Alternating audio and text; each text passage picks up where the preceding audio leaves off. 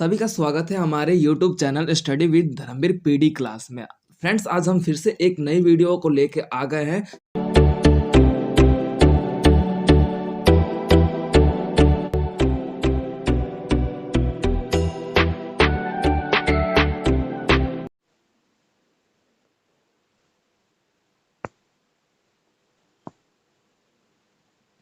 देखिए, ये जो आपका कोड है BHDC 134 हिंदी गद्य साहित्य, जो कि इग्नू का सेकेंड ईयर का ये कोड है, जो हिंदी का ये सब्जेक्ट है।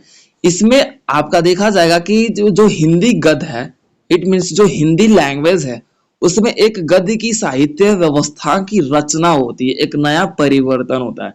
जो गद्य है, पहले कुछ रचनाएं की जाती थी अलग लैंग्वेजेस में और अलग अलग व्यवस्था के अनुसार पहले रचनाएं की जाती थी, लेकिन इसमें परिवर्तन किया गया, इसमें बदलाव किया गया, हेरफेर किया गया और इसको हिंदी गद्य साहित्य के रूप में परिवर्तित करते हुए अब लेखकों और कवियों के द्वारा रचनाएं किया जाने लगा, जिसके माध्यम से अब क्या है कि लोगों ने इसे बेहतरीन तरीके से समझना शुरू कर दिया था। That's clear. तो ये आपका हिंदी गद्य साहित्य का विस्तार या फिर विकास हमें देखने को मिलता है, जो कि इग्नू का ये जो सेकेंड ईयर का कोड है, हम इसी पर चर्चा करेंगे पूरे इस बुक के बारे में। ओके एवरीवन, तो अब बात कर लेते हैं हिंदी गद्य साहित्य के फर्स्ट चैप्टर की। तो फर्स्ट इकाई जो आपका इकाई देखने को मिलता है हिंदी गद्य का विकास, यानी कि जो हिंदी गद्य का विकास है वो कैसे हुआ, किस तरीके से हिंदी गद्य का या फिर हिंदी गद्य साहित्य का विकास स्थिति देखने को मिलता है। तो फर्स्ट ऑफ ऑल हमें पता होना चाहिए हिंदी गद्य होता क्या है। सरल शब्दों में कहा जाए तो जो पहले लेखकों और कवियों के द्वारा रचनाएं की जाती थी वो पहले ब्रज भाषा, अरबी और फारसी तथा पद के अनुसार किया जाता था। पद हमारा कठिन नाइयों शब्दों से प्रयोग किया जाता है, यानी कि जो पद में जो रचनाएं की जाती थी, यानी कि ब्रज भाषा में रचनाएं की जाती थी और फारसी और उर्दू भाषा में जो रचनाएं की जाती थी, तो लोगों को वो पढ़ने तथा समझने में अशिक्षित लोग रहने होने के कारण उन्हें पढ़ नहीं पाते थे, समझ नहीं पाते थे। उस सिचुएशन को ध्यान में रखते हुए हिंदी गद्य का विकास देखने को मिला। क्यों? क्योंकि हिंदी गद्य का जो विकास है वो तभी हो पाता है कि इसकी जो रचनाएं होती थी वो सरल तथा सुगम होती थी। सुगम मतलब यानी कि आसान होती थी, यानी कि सिंपल लैंग्वेज होता था। ठीक है, बहुत बार ऐसा हमें शब्द देखने को मिलता है कि जो हमें समझ में नहीं आता। जैसे मैं अभी यहीं पे पूछूं नवीनीकरण का मतलब क्या होता है। Anyone tell me about this नवीनीकरण। नवीनीकरण शब्द का मतलब क्या होता है? समझने के लिए आसान था। जो पद में रचनाएं की जाती थी वो भी हिंदी के रूप में ही था, लेकिन उसे समझना सब कठिन शब्दों का व्यवस्थाओं के रूप में देखा जाता था, जिसको समझने में कठिनाई होती थी। क्यों? क्योंकि जो पद का व्यवस्था था 1850 से पूर्व माना जाता, यानी कि पहले माना जाता था। ठीक है, जिसके दौरान हमें यह देखने को मिला कि 1850 की जो व्यवस्था रही है वो पर्टिकुलर ये देखने को मिला है कि जहां पर ब्रज भाषा, पद और आपका बोला जाता है कि जो अरबी और फारसी लैंग्वेज जो थे उनका उदय और उनकी प्रचंड व्यवस्था हमें देखने को मिलती थी हमारे समाज और लेखक क्रियाओं में। ठीक है, यानी कि जो लेखन, यानी कि लेखक जो लेख लिखता था ना, अरबी, फारसी, उर्दू तथा पद और ब्रज भाषा में लिखा करता था। लोग अशिक्षित थे। अब ये बताइए कि लोग अशिक्षित 1850 से पहले लोग शिक्षित पाए जाते थे भारत में? बहुत कम। कहने का मतलब है कि 100 में से आपके 10 लोग या 5 लोग ही पढ़े लिखे मिलते थे और बाकी लोग अशिक्षित थे। तो इनको समझने में ना, यानी कि जो लेखक लिखते थे उनको समझ नहीं पाते थे, उस लेखनी को समझ नहीं पाते थे। तो इसी कारण से गद्य व्यवस्था का विकास हमें देखने को मिलता है। क्लियर है एवरीवन? तो ठीक है, तो अब हिंदी गद्य साहित्य का जो पहला चैप्टर है, जो हमें ये देखने को मिला कि गद्य का जो रचनाएं थे ना, यानी कि अब क्या हुआ कि जो रचनाएं लेखकों के द्वारा की जाती थी वो गद्य साहित्य के रूप में किया जाता था। क्लियर है? तो हिंदी गद्य का विकास जो कि हमारे छंद और जो साहित्य के रूप में जो छंद जैसे तुलसीदास आपके बोल सकते हो, कबीरदास और आपके सूरदास, इनकी जो रचनाएं होती थी, इन्होंने भी गद्य व्यवस्थाओं में अपनी रचनाओं को धीरे धीरे आगे बढ़ाने का शुरू कर दिया। लेकिन इनकी जो रचनाएं होती थी, पहले ये देखने को मिला इनके छंद तथा बोल सकते हो छायावादी युग के रूप में, तथा इनकी जो रचनाएं होती थी पद व्यवस्था के रूप में देखा जाने लगा था। लेकिन जब लोग अशिक्षित थे तो धीरे धीरे इन्होंने भी अपनी रचनाओं को पद से गद्य में परिवर्तित करते हुए आगे बढ़ाया, ताकि सभी मनुष्य तथा सभी लोगों की व्यवस्थाओं को आगे बढ़ाया जा सके। अब हिंदी गद्य साहित्य की कुछ विकास के रूप में पृष्ठभूमि देखा गया। पृष्ठभूमि यानी कि जो कुछ, यानी कि हिंदी गद्य के परिवर्तन के कारण, हिंदी गद्य की उत्पत्ति के कारण कुछ ऐसी घटनाएं घटी हुई जिसके अंतर्गत हमारा देखा जाता है कि ब्रिज भाषा की समाप्ति हुई और आपका क्या होता है, खड़ी बोली तथा आपका गद्य व्यवस्था का शुरुआत देखने को मिलता है। ब्रिज भाषा, जो कि ब्रिज भाषा जो आम चाल के बोल चाल की भाषा से ये थोड़ा कठिन होता था, जिसके रचनाओं में लोगों को समझने तथा उसे एनालिसिस या फिर अंडरस्टैंड करने में बहुत ही कठिनाइयों का सामना करना पड़ रहा था। इसीलिए अब ब्रज भाषा को छोड़ के खड़ी बोली की भाषा को अपनाया जाने लगा। ठीक है, उसके तत्पश्चात ये देखने को मिला कि खड़ी बोली का जो विकास है 1850 से लेके जो गद्य व्यवस्था का जन्म देता है, खड़ी बोली को बखूबी रूप में लोगों के द्वारा अपनाया गया। मुगल शासन जो कि फारसी भाषा को अपना रखा था, उस मुगल शासन के समय काल में भी धीरे धीरे अब खड़ी बोली की रचनाओं को प्रायोरिटी दिया गया, यानी कि महत्व दिया जाने लगा। कुछ ऐसे संपर्क या फिर बोल सकते हो जो अपने देश से प्रेम करने वाले लोग थे, उन्होंने अपने हिंदी व्यवस्था को कभी त्याग ना करने का संकल्प लिया हुआ, उसी संकल्प को पूरा करते हुए खड़ी बोली को आगे बढ़ाने का प्रयास उनके द्वारा किया गया और हिंदी को एक मातृभाषा के रूप में अपनाने का प्रयास उनके द्वारा किया गया था। यहां तक सभी को क्लियर है? ठीक है, तो हिंदी गद्य साहित्य के विकास के रूप में जो कि हमें देखने को मिलता है कि अलग अलग परिवर्तन हुए और इन परिवर्तनों के कारण हिंदी गद्य का जो विकास है प्रचंड अवस्था के रूप में आपका 1850 के रूप में ज्यादा माना जाता है। जब आपका बोल सकते हैं कि 1857 में स्वतंत्रता संग्राम युद्ध हुआ था, तो उस स्थिति में आपका हिंदी गद्य की जो व्यवस्था है वह बखूबी रूप में देखने को मिलती है। जब आपका 1857 में स्वतंत्रता संग्राम युद्ध हुआ था, उस स्थिति के अंतर्गत हमारा यह देखने को मिला कि हिंदी गद्य का जो विश्वास था लोगों के अंदर और हिंदी गद्य का जो प्रचंड अवस्था था, उनको लोगों ने बखूबी रूप में आगे बढ़ाने का और अपने मातृभाषा को अपनाने का जो संकल्प उनके द्वारा लिया गया था, उन्होंने आगे बढ़ाते हुए ईसाई मिशनरियों के रूप में, यानी कि जो ईसा मसीह के जो धर्म को मानने वाले लोग थे, जो ईसा धर्म को मानने वाले लोग थे, जो कि ज्यादातर अंग्रेजी भाषा का प्रचलन आज भी देखा जाता है। जीसस, ये जो ईसा मसीह गॉड्स बोलते हैं, फादर बोलते हैं, लाइक दैट ऐसा बोल के संबोधित करते हैं। तो इनकी व्यवस्थाओं में हमने ईसाई धर्म के रूप में अंग्रेजी शब्दों का प्रयोग देखने को मिला, जो कि अब धीरे धीरे गद्य में परिवर्तन करने का प्रचलन हमें देखा जाता है। गद्य में परिवर्तन करने के बावजूद लोगों ने धीरे धीरे लेखन क्रिया को समझना शुरू किया और लेखन क्रिया को समझते समझते लोग अपने आप में विकसित हुए तथा अपने समाज और जो अंग्रेजी शासन व्यवस्था पर जो चल रही, बोल सकते हैं अंग्रेजी शासन व्यवस्था हमारे ऊपर शासन कर रही थी, उस शासन व्यवस्था के रूप में भी हिंदी गद्य के सहारे ही लेखकों ने अंग्रेजी शासकों पर व्यंग करते हुए अपने आप को आगे बढ़ाया। और इसी व्यवस्था को हम व्यंगात्मक शैली के रूप में देखते हैं कि हिंदी गद्य का जो विकास है व्यंगात्मक शैली तथा इनके पत्रिकाओं में हम समाज और तथा समाज के प्रति जो कुरीतियां चल रही थी, जो समाज में अलग अलग जो धर्म और अधर्म और तथा ऊंच नीच और गरीब और अमीर की जो भावनाएं थी, महिलाओं पर जिस प्रकार शोषण किए जा रहे थे, पुनर्विवाह, जाति प्रथा और जिस तरीके से आपका बोल सकते हो कि सती प्रथा, बाल विवाह, इस तरीके से जो शोषण व्यवस्था किया जाता था, पुरुषों को ही सर्वोपरि माना जाता था। इस शोषण के विरुद्ध भी आपका देखा जाता है हिंदी गद्य को अत्यधिक महत्व दिया गया। क्यों? क्योंकि अब जो समाज सुधारक थे जैसे कि राम मनोहर रोहिया जो आपके थे हिंदी इन्होंने भी अपनी समाज सुधारक की व्यवस्था में हिंदी गद्य के व्यवस्था को बखूबी रूप में इन्होंने महत्व दिया और अपने विकास में तत्पर रहे। और हिंदी गद्य का विकास अलग अलग लेखकों के द्वारा यहाँ पे देखने को मिला।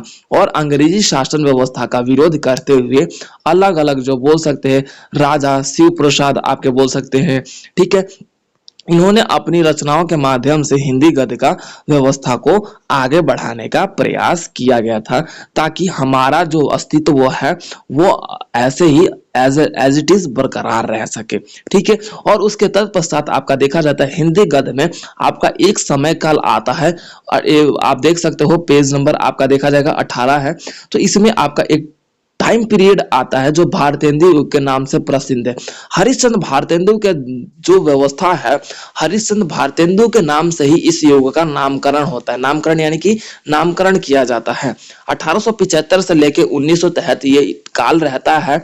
यानी कि देखा जाए कि भारतेंदु युग 1850 से ही शुरू हो जाता है, लेकिन अपनी प्रचंड अवस्था में यानी कि सबसे ज्यादा तेजी जो आता है ना 1875 से लेके 1900 तक आपका ये युग रहता है, जिसके अंतर्गत हम ये देखते हैं हरिश्चंद्र के द्वारा ही इस युग का जो व्यवस्था है आगे बढ़ाया गया। और हिंदी साहित्य में एक नया परिवर्तन करते हुए हरिश्चंद्र जी ने गद्य को व्यवस्थित रूप से पद के साथ साथ समाप्त करते हुए गद्य की धारणा को उन्होंने अपनाते हुए अपने विकास अवस्था को आगे बढ़ाया और अपने साहित्य तथा लेखन क्रिया के माध्यम से समाज में चल रहे जो व्यवस्थाएं थी उन पर कटाक्ष व्यंग करते हुए भारतेंदु हरिश्चंद्र जी ने बखूबी अपना योगदान दिया। ठीक है। उसके बाद हिंदी गद्य में एक और काल आता है जो कि आपका द्विवेदी काल आता है, द्विवेदी युग के नाम से। यानी कि बोल सकते हैं कि भारतेंदु के बाद आपका देखा जाता है कि इस युग में आपका बोल सकते हैं कि आपका द्विवेदी काल आता है, जो कि इस काल के टाइम की बात कर ली जाए तो 1900 से लेके 1920 तक ये युग माना जाता है। और इस युग के जो व्यवस्था है इसमें भी हिंदी गद्य की यानी कि जो जो लेखक इसमें आए और जो जो साहित्यकार इसमें आए उन्होंने हिंदी गद्य को व्यवस्थित रूप से पढ़ने लिखने की शिक्षा को आगे बढ़ाया।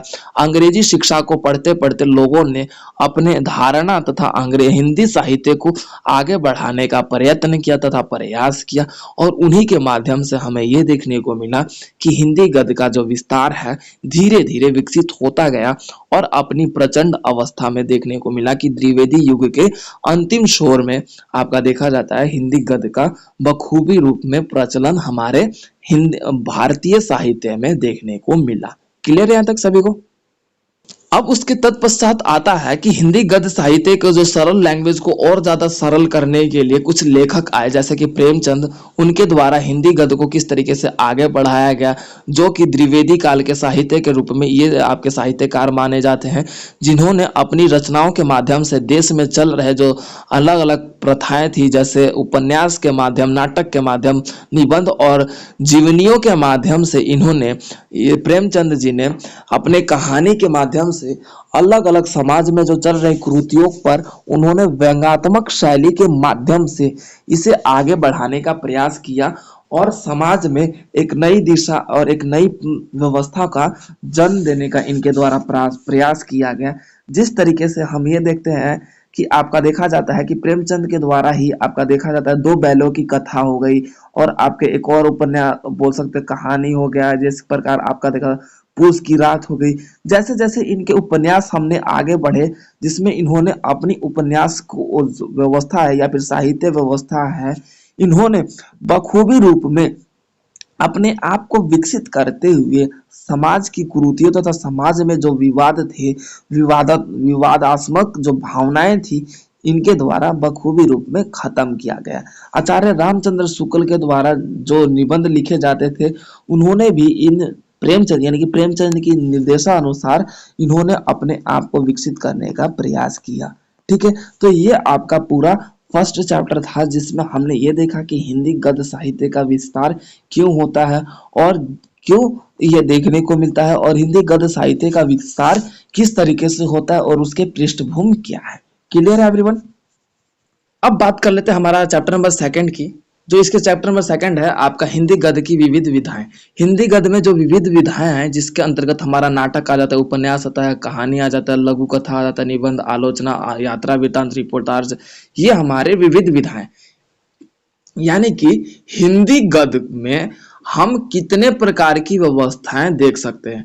जो जिस चीज की रचना की जाए वो कौन कौन सी है, नाटक है, उपन्यास है, कहानी है, लघु विधा है, निबंध है, आलोचना है, आपका यात्रा वृत्तांत, रिपोर्टाज है, और ये सारी क्या है, गद्य के रूप में लिखी जाती व्यवस्थाएं हैं। तो ये विविध विधाएं कहलाती है। क्लियर है कि विभिन्न विधाएं क्या होता है, जिसके अंतर्गत हम ये देखेंगे। साहित्य की बात कर लेते हैं तो साहित्य जिसके अंतर्गत हम जो अपनी रचनाओं को एक साहित्य यानी कि इतिहास के रूप में जब हम किसी घटना को रचित करते हैं तो वो हमारा साहित्य कहलाता है, जो कि हम इसे गद्य के रूप में रचित करते हैं।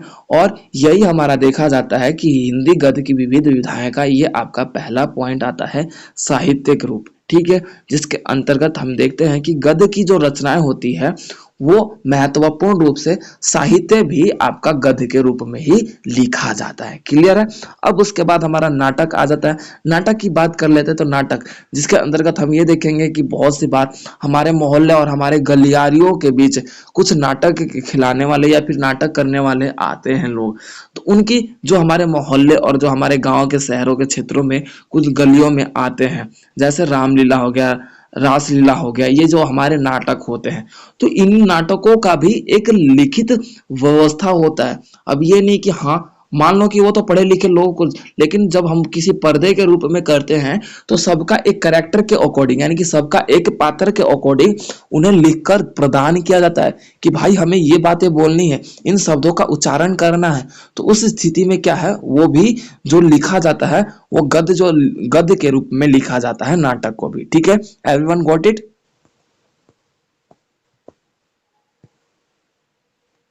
हेलो।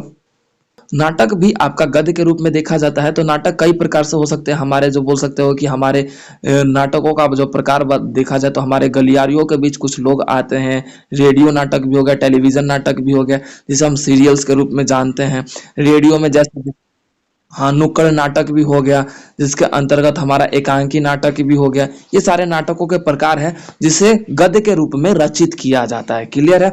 अब उपन्यास, उपन्यास किसके अंतर्गत हम ये देखते हैं कि उपन्यास एक ऐसी लोकप्रिय व्यवस्था है जिसके अंतर्गत हम बात कर लेते हैं तो यहाँ पर लोगों की धारणा यानी कि किसी व्यवस्था को महसूस करते हुए किसी चीज की हम जब रचना करते हैं और वो सरल तथा सहज व्यवस्था के रूप में करते हैं, वो हमारा उपन्यास कहलाता है। जिसके अंतर्गत हम भारतेंदु हरिश्चंद्र में उपन्यास की व्यवस्था बखूबी रूप में इसकी जो विकास है हम देख सकते हैं। क्लियर है। उपन्यास में जो आपका कथा वस्तु आ जाता है, चरित्र चित्रण आ जाता है, परिवेश आ जाता है, प्रतिपादन आ जाता है, ये उपन्यास के तत्व है जिसको उपन्यास इससे साबित होता है। क्लियर है। तो उपन्यास की भी जो रचना होती है वो आपके गद्य व्यवस्था के रूप में ही होती है।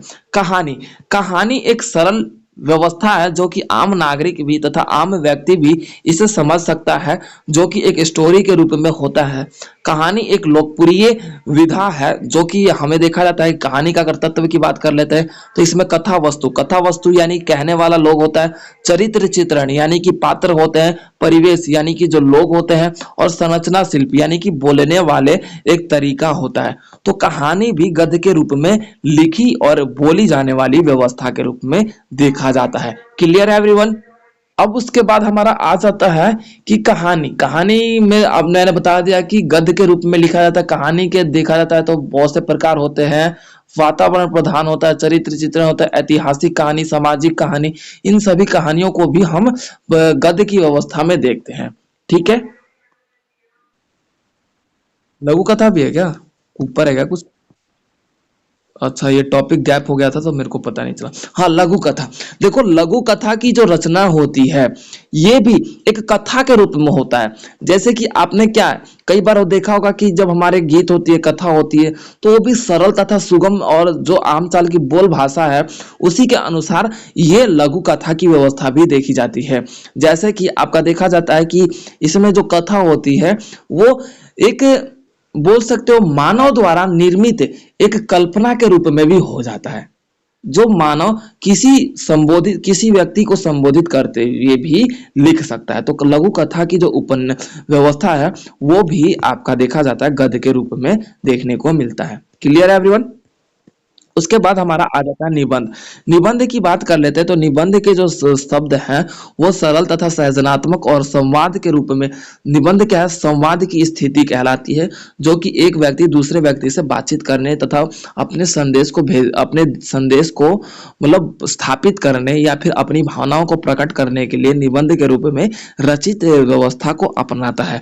तो निबंध जो है ये भी सरल तथा गद्य व्यवस्था के रूप में लिखा जाता है, जो खड़ी बोली की व्यवस्था देखने को मिलती है। क्लियर है? और आपका देखा जाता है निबंध जो है अलग अलग प्रकार के होते हैं, और भावनात्मक निबंध भी होते हैं, विचारात्मक निबंध भी होते हैं, और औपचारिक निबंध और अनौपचारिक निबंध के रूप में भी देखा जाता है, जिसके अंतर्गत हम अपनी भावनाओं को प्रकट करने के लिए निबंधों का सहारा लेते हैं। अब उसके बाद हमारा आ जाता है आलोचना।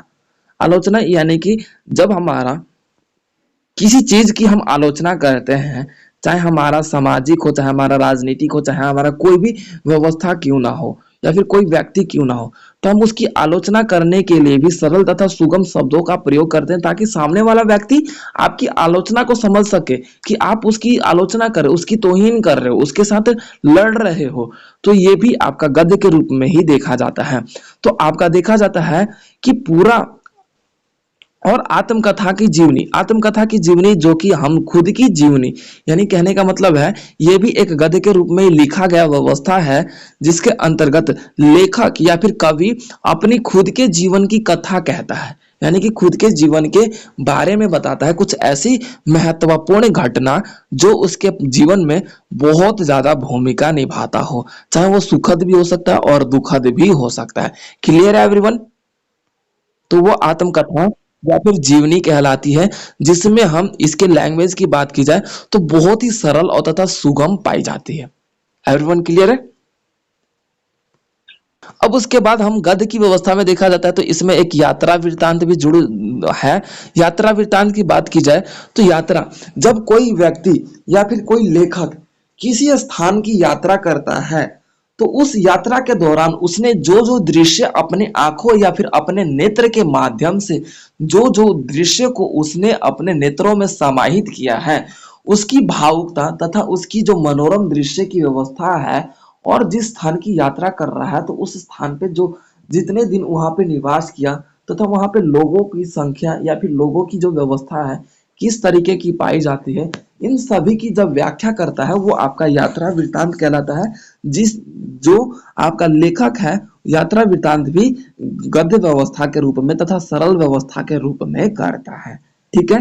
अब उसके बाद आपका आ जाता है रिपोर्टाज। रिपोर्टाज आपका रिपोर्ट के रूप में होता है, जब हम किसी घटना, जब किसी व्यवस्था को या फिर घटित व्यवस्था, चाहे आपका एक्सीडेंट हो गया, चाहे आपका बोल सकते हो कि कोई सुखद पल हो गया, तो हम उसी के रूप में जब हम रिपोर्ट तैयार करते हैं तो वो आपका रिपोर्टाज कहलाता है। और रिपोर्टाज की जो शब्द, जो लिखने के जो तरीके होते हैं वो भी आपके गद्य की व्यवस्था के रूप में ही लिखा जाता है, ताकि सभी व्यक्तियों को इन व्यवस्था तथा इस स्थिति का मतलब विचार का या फिर जो संदेश है वो लोगों तक आसानी से और तथा सरलता पूर्वक वो अपने इन विचारों को समझ सके। तो रिपोर्टाज की व्यवस्था होती है वो भी गद्य के रूप में देखी जाती है। एवरीवन क्लियर है?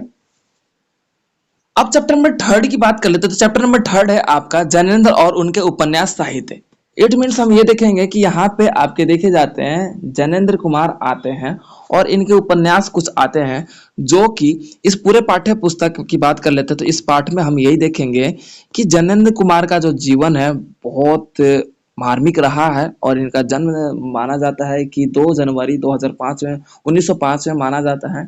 ठीक है? जो बाल्यावस्था की अवस्थी रही है इनका, तो बहुत ही दुखद और कम व्यवस्था में ही इन्होंने अपने जीवन में अपने आप को आगे बढ़ाने का प्रयत्न किया। तो इनके उपन्यासों की बात कर लेते हैं। तो इनके उपन्यास जैसे कि आपका देखा जाता है कि जैनेन्द्र कुमार के उपन्यास जो देखने को मिलता है कि इन्होंने जितने भी उपन्यास लिखे हैं बहुत ही ज्यादा मार्मिक और सरल शब्दों से व्यक्त भरपूर इनकी कहानियां होती थी, इनके उपन्यास होते थे, जिसके अंतर्गत हम ये देखेंगे कि इनके उपन्यासों की चर्चा कर लेते हैं। तो यहाँ पे आपका त्याग पत्र आ जाता है, कल्याणकारी आ जाता है, जो आपके बोले जाते हैं कि एक रात आ जाता है, पाजेब आ जाता है। ये जितने भी कहानियां हैं, उपन्यास है, छंद है, जिन्होंने अपनी रचनाओं के माध्यम से जैनेंद्र कुमार ने अत्यधिक मात्रा में लेखन कार्य में या फिर अपनी कहानी के रूप में अपने आप को प्रस्तुत करने का प्रयास किया है। तो जैनेंद्र कुमार जो कि आपके प्रेमचंद को बहुत ही समर्थक तथा इनके जो व्यवस्थाएं हैं, प्रेमचंद को अत्यधिक रूप में सम्मान करते थे और इनके दिखाए गए यानी कि प्रेमचंद द्वारा जो सिखाए गए मार्ग थे, इन्होंने अपने आप को उसी मार्गों पे चलाने का प्रयास किया।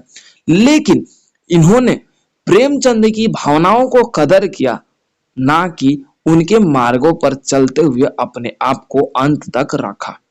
ठीक है, जिसके अंतर्गत हमने ये देखा कि प्रेमचंद द्वारा जो अपनाई जाती थी, जैसे कि देखा जाता है प्रेमचंद की जितनी भी रचनाएं होती थी, समाज में एक व्यंग व्यंग करते हुए प्रेमचंद ने जी ने अपनी बातों को स्पष्ट रूप से पुष्टि की है।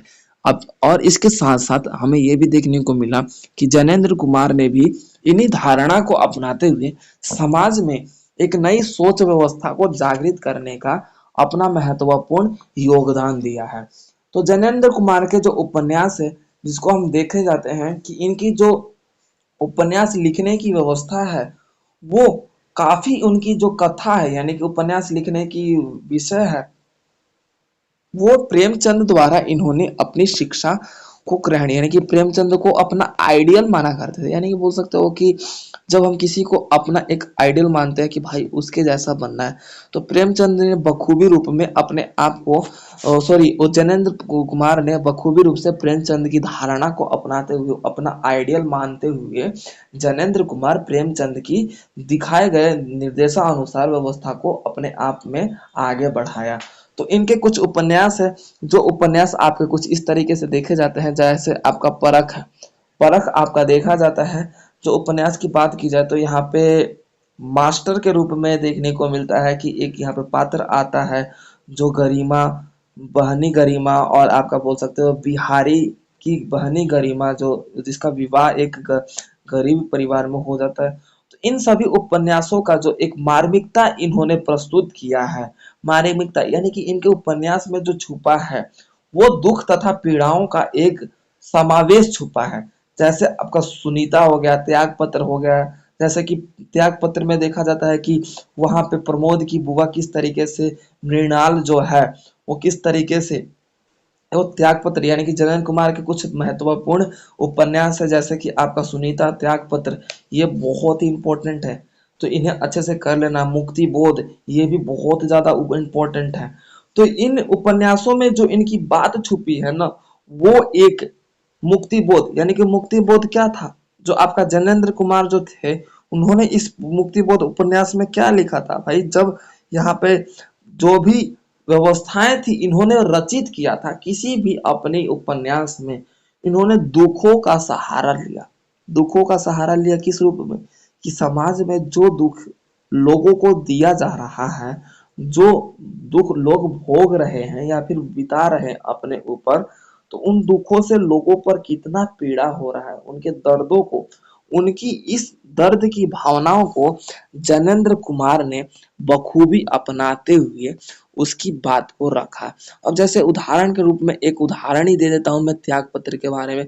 तो त्याग पत्र में आपने क्या देखा कि भाई जिस तरीके से आपकी जो प्रमोद है, वो अपनी बुआ मृणाल पर जो अत्याचार हो रहे हैं, और जो मृणाल की दुर्व्यवस्था थी, उसके पति छोड़ देता है, उसकी पति पर जिस तरीके से उसका कटाक्ष किया जाता है, तो वो सारी व्यवस्थाओं को मृणाल जिस तरीके से प्रमोद देखता है और अपनी बुआ के लिए कुछ नहीं कर पाता है, तो उस स्थिति में वो अपनी नौकरी से त्याग दे देता है, जिसको जैनेंद्र कुमार ने इस नौकरी से त्याग देने की भावना को ही त्याग पत्र के रूप में समझाते हुए हमारे सामने प्रस्तुत किया है कि जो इनकी जो कहानी है पूर्ण रूप से दुखदाई और पीड़ाओं से भरपूर रहा है।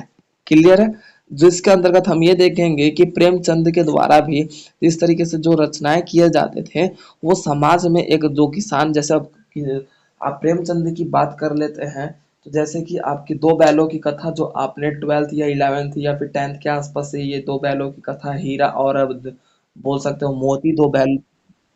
हाँ, तो उसमें भी किस तरीके से एक जो बैल की कहानी है, किसान अपने बैलों को बेच देता है लेकिन फिर भी कि क्या होता है आपका जो एक जानवर होता है अपने लिए किस तरीके से प्रेम अपने मालिक के प्रति किस तरीके से प्रेम करता है, तो बेचने के बावजूद भी दो बैल कैसे किस तरीके से वापस अपने घर पे आ जाती है। ठीक है, जैसे तो उस स्थिति में आपका बोल सकते हो कि प्रेमचंद में एक और भी जैसे रचना है जैसे नमक का दरोगा हो गया, ये आपका पूस की रात हो गया। तो प्रेमचंद के द्वारा जो रचनाएं किए जाते थे वो समाज को एक नई दिशा तथा समाज में चल रहे जो कुरीतियां थी या जो व्यंग थे उन्होंने उस तरीके से अपनाया। और जनेंद्र प्रसाद जी ने सॉरी जनेंद्र कुमार जो रचनाएं करते थे उन्होंने किन रचनाओं पे यानी कि मनुष्य यानी कि मानव जो समाज में रह रहा है उस समाज के रूप में उस मनुष्य का क्या दशा होता है, किस तरीके से उस पर अत्याचार होते हैं, उन्हीं भावनाओं को व्यक्त करने का प्रयास जनेंद्र कुमार के द्वारा किया जाता।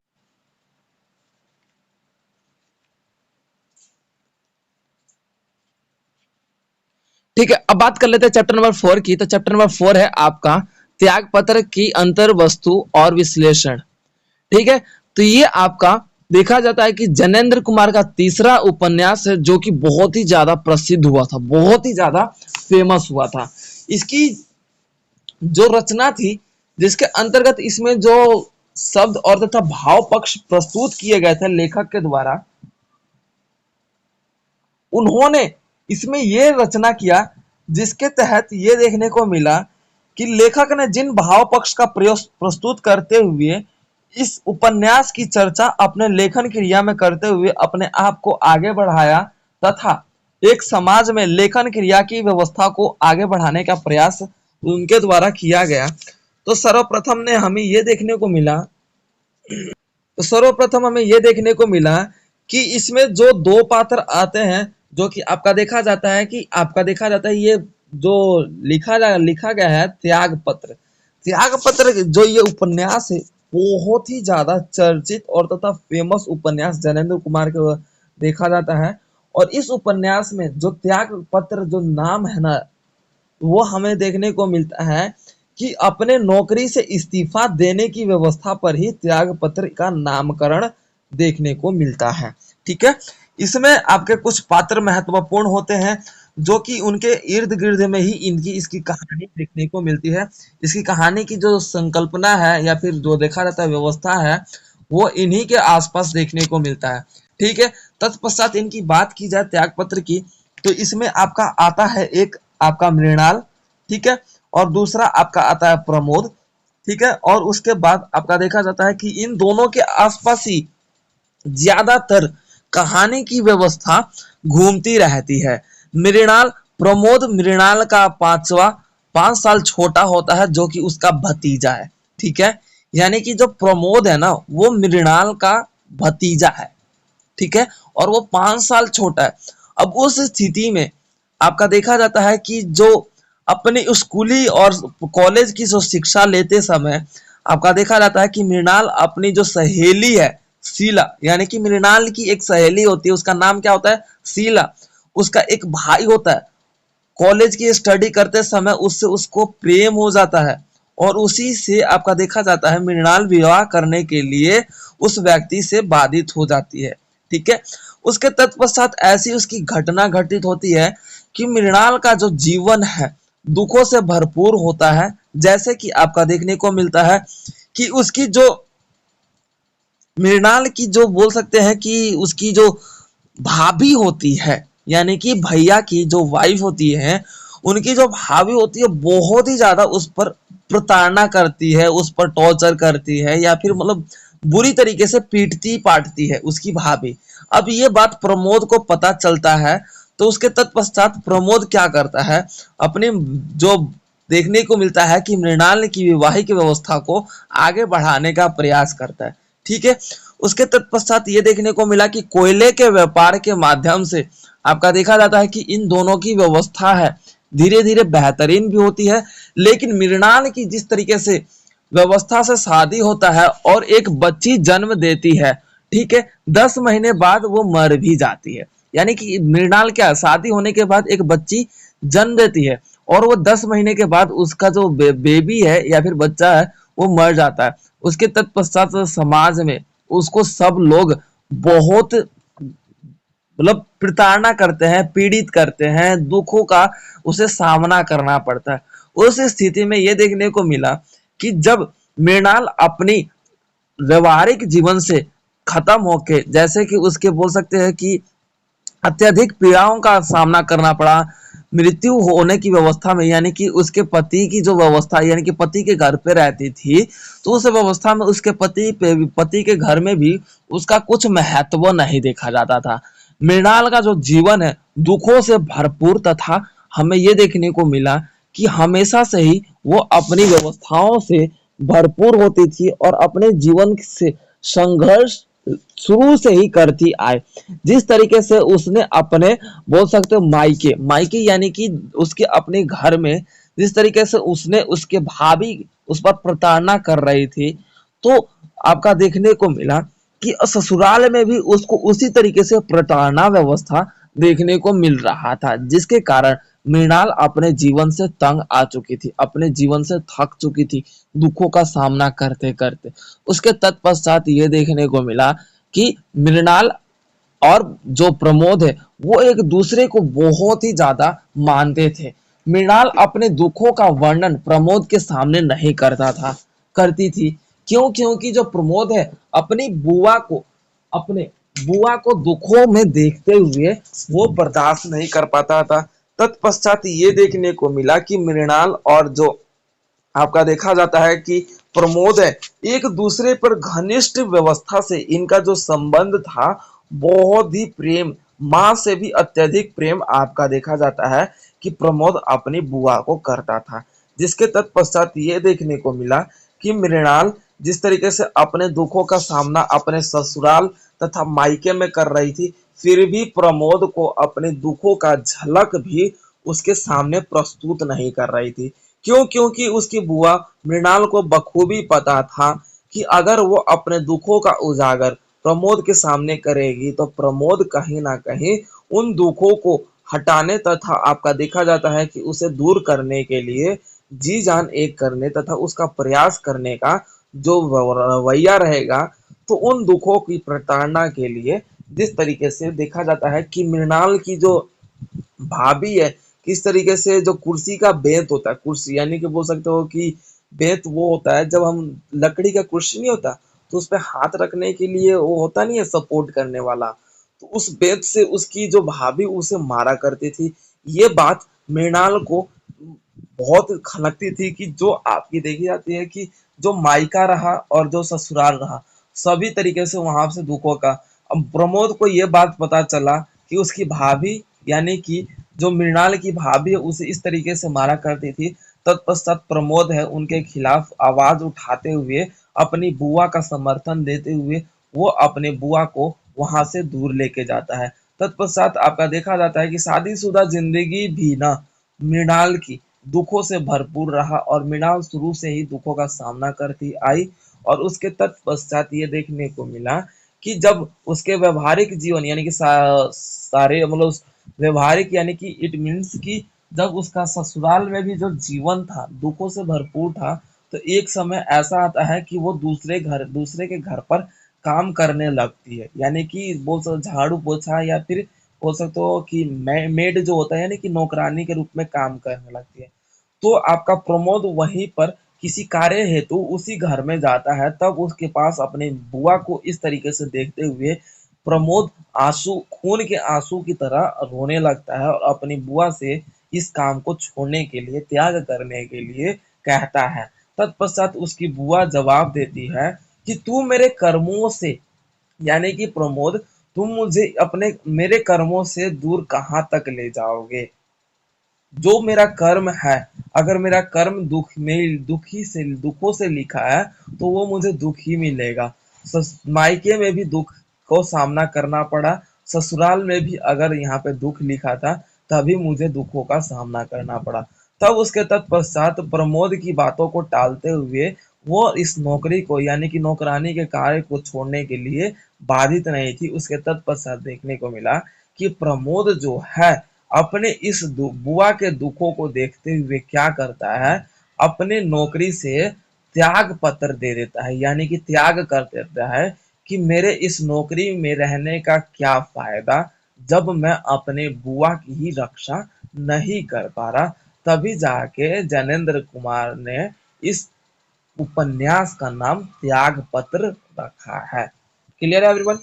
देखेंगे कि ये कहानी तब घटित होती है जो भारत में हमारे नमक पर कर लगा था, जो अंग्रेजी शासन व्यवस्था के समय जो कर लगाया गया था उनके द्वारा, उस कर की व्यवस्था को ध्यान में रखते हुए कहानी प्रेमचंद जी ने वर्णित किया है, जिसके अंतर्गत दो पात्र प्रमुख रूप में देखे जाते हैं।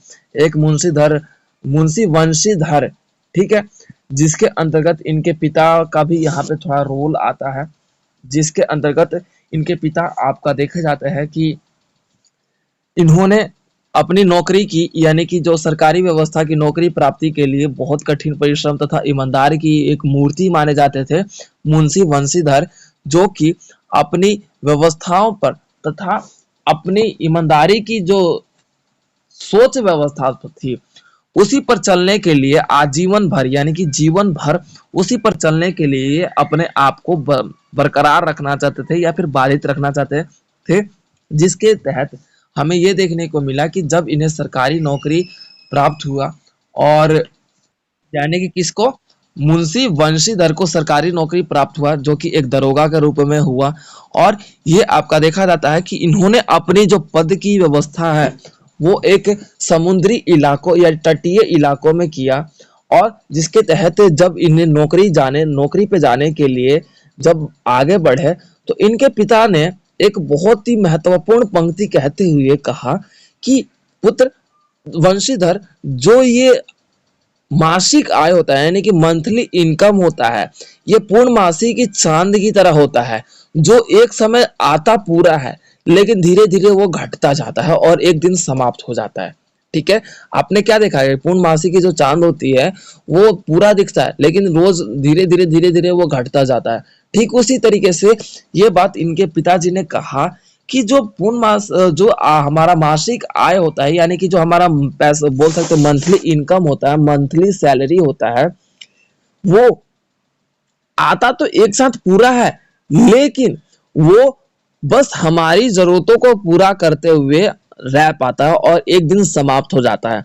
तो इसी से इसको ध्यान में रखते हुए तुम बेटा अपने ऊपरी आय पर भी ध्यान देना, यानी कि उनके कहने का मतलब ये था कि 2 नंबर से पैसे भी कमाने पर ध्यान देना, यानी कि अपनी नौकरी का फायदा उठाते हुए तुम अपने 2 नंबर के पैसे पर भी ध्यान देना, ताकि वो हमारा ये होता है कि वो चांद जो पूर्णतः आपका समाप्त हो जाता है उस चांद के बाद भी आपका दूसरा चांद जो कि जो 2 नंबर का काम है उससे जो पैसे अर्जित होते हैं उसके साथ साथ अपना व्यवस्था आगे बढ़ाना। तो उनके पिता की बात को सुनते हुए वंशीधर उनकी बातों में हाँ हाँ करते हुए अपने नौकरी के लिए निकल जाते हैं। उसके तत्पश्चात ये देखने को मिलता है कि जब उनकी पहली ड्यूटी होती है समुद्री किनारे के इलाके, तो उस समय वो रात्रि का समय रहता है, घंघोर रात्रि होती है, ठीक है, और वो अपने निद्रा की अवस्था में रहते हैं, निद्रा यानी कि सोए हुए अवस्था में रहते हैं, लेकिन कुछ खटखट सी आवाज आती है समुद्र के किनारे से, तो उनका आवाज सुनकर नींद खुल जाता है। तत्पश्चात वो बाहर आते हैं तो देखते हैं कि कुछ लोग समुद्र के किनारे जो नमक है समुद्रों का गैर कानूनी तरीके से उसका व्यापार करने के लिए वो बैलगाड़ियों में नमक की बोरी है वो लादे जा रहे थे। उसके तत्पश्चात आपके देखे जाते हैं कि वंशीधर उस क्षेत्र में आकर देखने को मिलता है कि उनके द्वारा इस व्यवस्था पर रोकने का और उन लोगों को रोकने का प्रयत्न किया जाता है, प्रयास किया जाता है। तब जाके वो लोग कहते हैं मूर्ख, तुम्हें नहीं पता कि ये पंडित ओलोपीदीन की कारोबार है, जो तुम यहाँ के बड़े सेठ माने जाते जमींदार हैं। सब लोग उनकी पूजा करते हैं और सब पुलिस या फिर जो भी है वकील या फिर जो भी आपके देखे जाते हैं कि जो सिपाही है उनके दरबार में आकर उनके साथ मिलकर बैठते हैं और उठते हैं। तो उस स्थिति में तुम इनकी व्यवस्था को रोक रहे हो, तुम्हारी नौकरी खतरे में डलवानी है क्या, इस तरीके से बोलते हैं। तो आपका देखा जाता है कि वंशीधर पर इन पर किसी प्रकार का प्रभाव नहीं पड़ता और वंशीधर बोलते हैं कि तुम अपने मालिक को बुलाओ, यानी कि पंडित अलोपीदीन को बुलाओ। अब अलोपीदीन होता है एक ऐसा व्यक्ति जो ये बोलता है कि धन से बड़ा ना कोई, यानी कि सबसे बड़ा रुपया वाली बात है कि इसकी जो बात होती है वो कहता है, उनकी जो सोच होती है उनका कहने का मतलब ये है कि जो भी हमारा धन संपत्ति है, जो लक्ष्मी है, उससे ऊपर कोई व्यक्ति नहीं है। कोई भी व्यक्ति लक्ष्मी के ऊपर नहीं है, या ना कानून, ना कोई लोग, ना कोई वकील, ना कोई बोल सकते हैं कि ना कोई पुलिस इंस्पेक्टर, ठीक है। तो उस दरोगा, ना कोई दरोगा। उस स्थिति में आपका देखा जाता है कि पंडित अलोपीदीन क्या कहता है, फोन पर ही उनसे अपने कर्मचारियों से बात करके आपका देखा जाता है कि वंशीधर दरोगे से बात करवाने के लिए बोलते हैं कि कुछ ले दे के मामला निपटा लिया जाए। तो उसके तत्पश्चात वंशीधर किसी बातों को सुनने में असफल रहते हैं और उनको बातों को सुनना नहीं चाहते।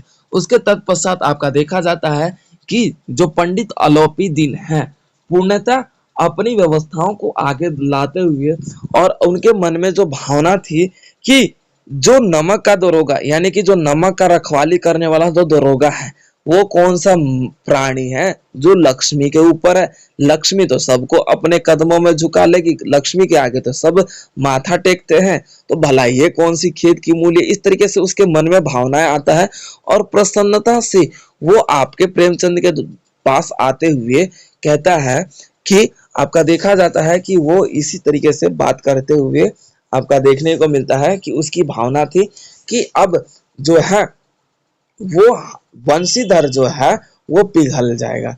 लेकिन वंशीधर को बहुत ही चुपली चुपली बातें करते हुए कि कानून और हमारा तो बहुत ही बड़ा गहरा संबंध है, कानून के तो हम सेवक है, कानून और सेवक भला सेवक को कोई अपना हानि पहुंचाता है। इस तरीके से मतलब चुपली चुपली बातें करके ना पंडित अलोपीदीन वंशीधर पे ना पैसों की मांग कर, मतलब पैसों की बोलते हैं कि जिस तरीके रिश्वत देने की बात करते हैं, ठीक है।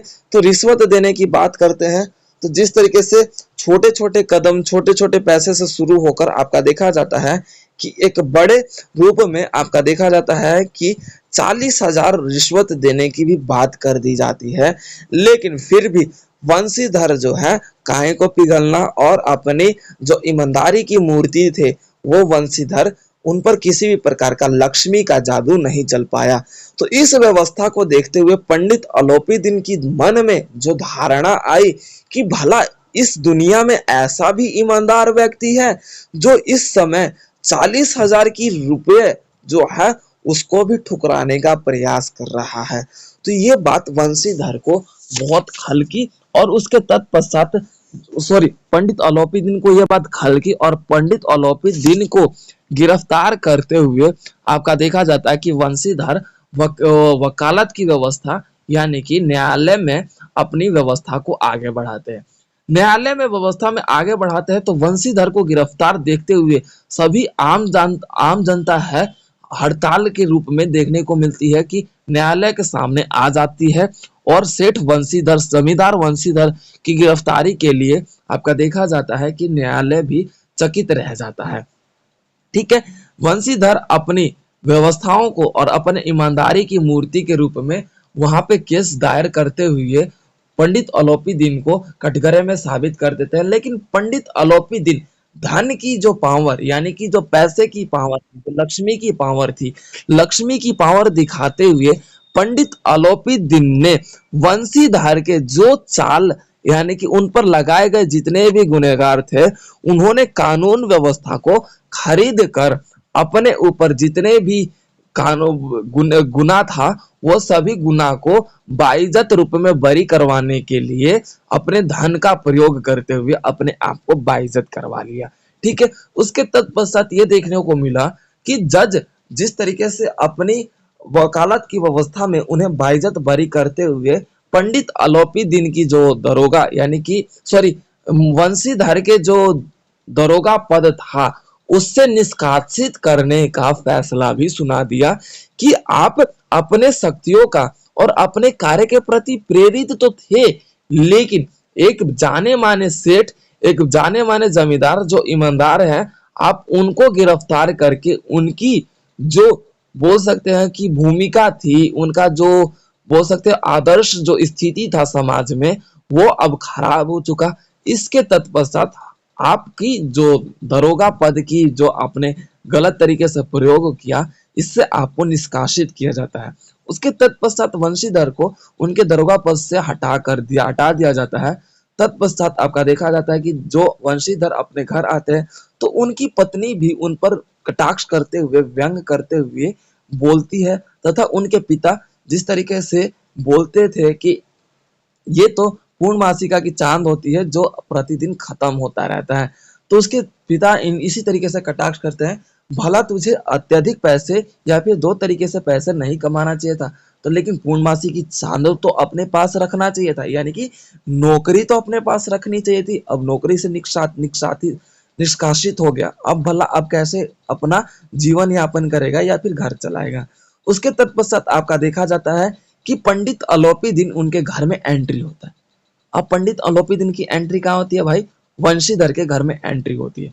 वो सीधे साधे स्वभाव बनाते हुए पंडित अलोपी दिन को प्रणाम करते हुए, यानी कि हाथ जोड़ते हुए, नमस्ते बोलते हुए, उनके पिता को नमस्ते बोलते हुए, उसके बाद आपका देखा जाता है कि खातिरदारी के रूप में देखने को मिलता है कि पंडित अलोपी दिन की जाती है।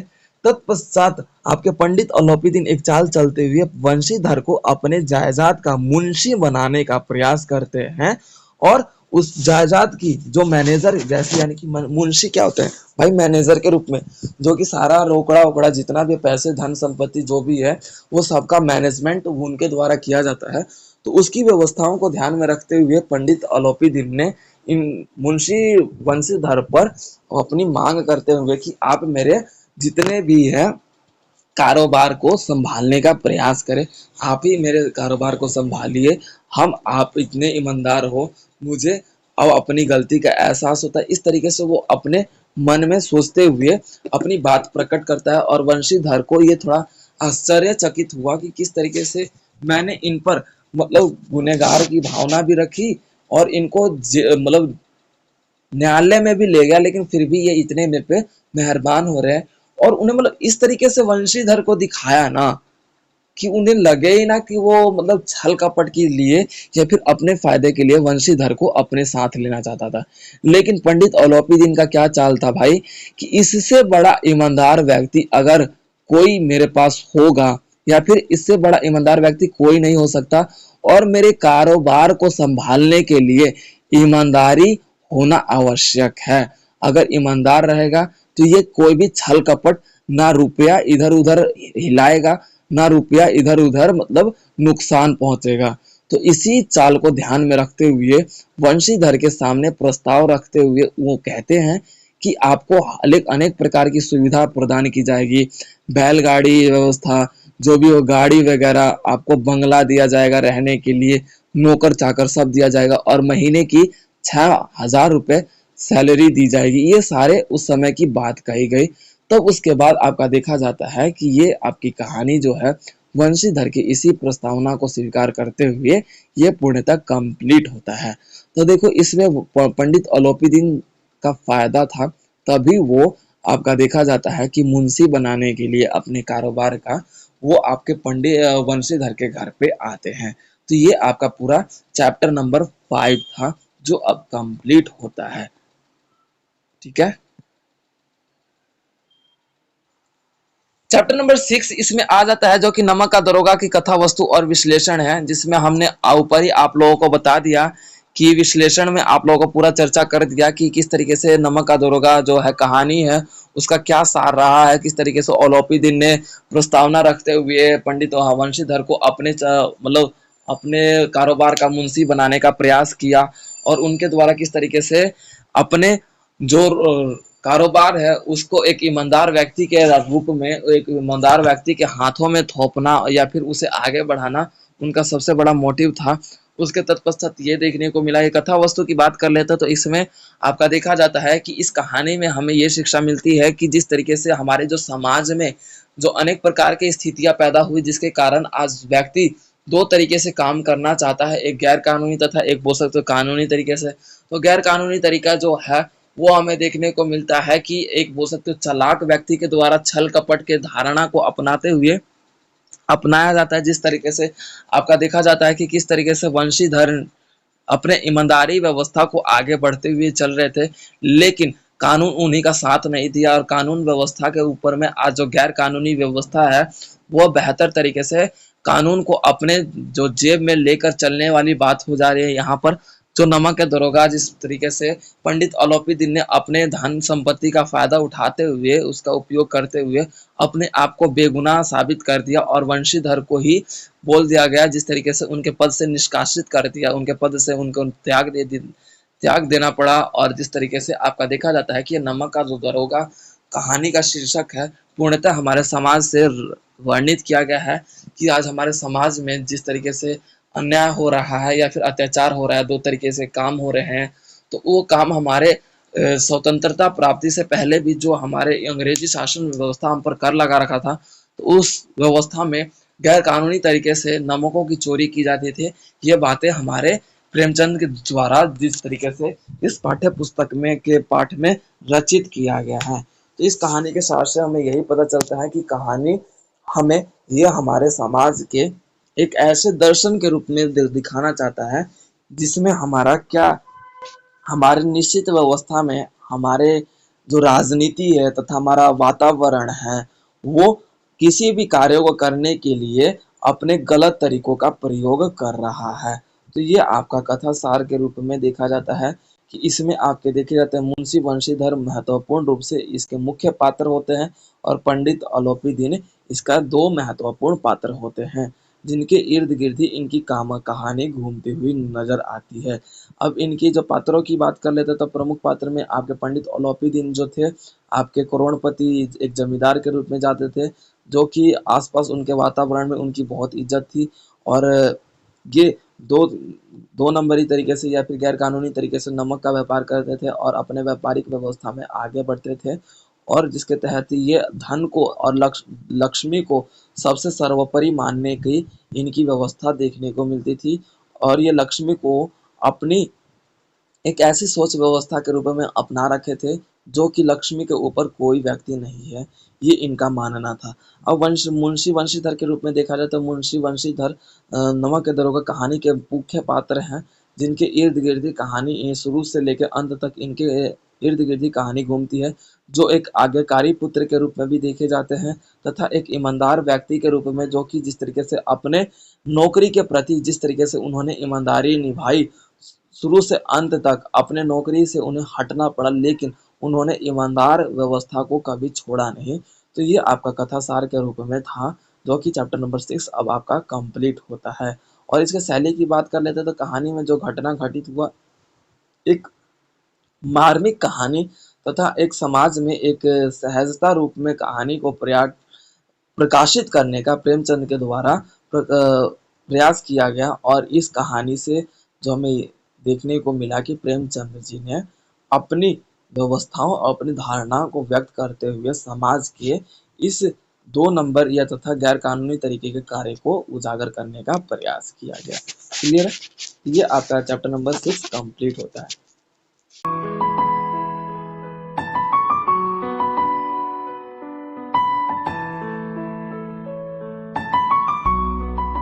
तो वीडियो को like, comment, share and subscribe करना ना भूलें।